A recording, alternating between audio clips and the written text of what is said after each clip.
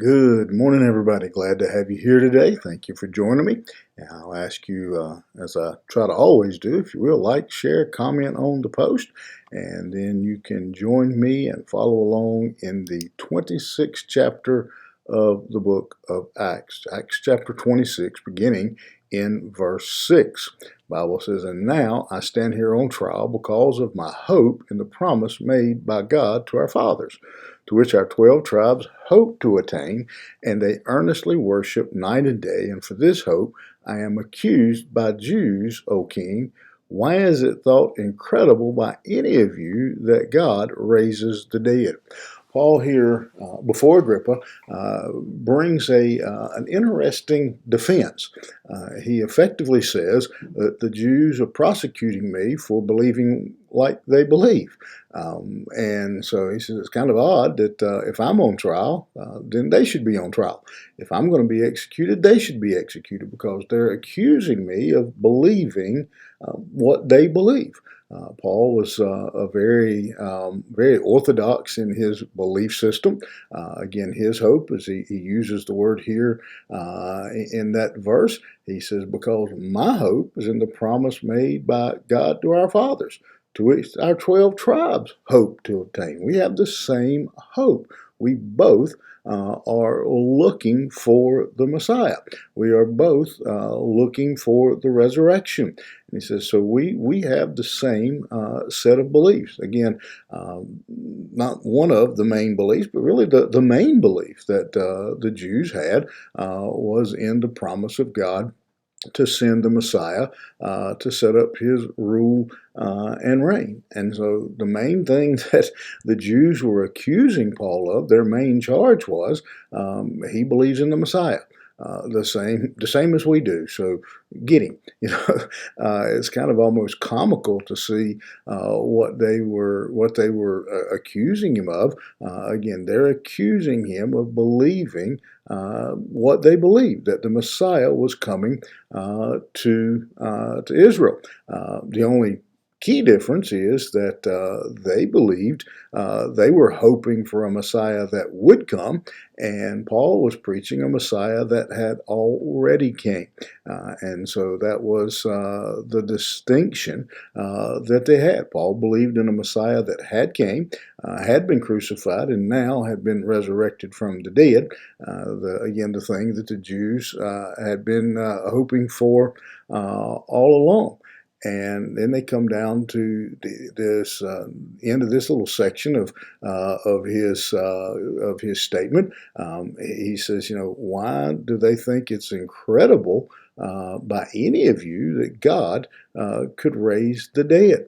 Again, they were looking for the resurrection themselves. And so why would you think it's odd to preach that God had raised Christ from the dead? They just, why is that incredible? Why is that amazing? Why is that a point of contention? Are you saying that's outside of the power of God? Are you saying that's outside of his authority to have raised him from the dead? And we know that part of the issue was to accept any of that statement. They also had to accept their responsibility for crucifying Christ. That he was the reason, that they were the reason that he was dead. And so it was a real tug of war for them. To admit that that Christ had been raised from the dead brings up the question: well, how did he end up dead? And that brings up then the answer. Well, the Pharisees were behind it. They provoked the Romans into executing the Messiah, and so they had they kind of backed themselves into a corner. They had to oppose Paul basically because by not opposing Paul, they were saying Paul was correct, and if Paul's correct, we're murderers.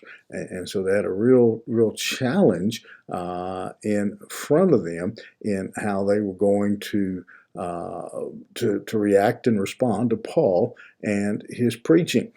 And to me, then, what I think of as I think of this passage, we see the danger of deception. We see the danger of denial. We see that danger that, again, that with the Pharisees, one of, again, the most influential bodies in the world at that point. They're caught up in their own designs. They're caught up in their own trap here.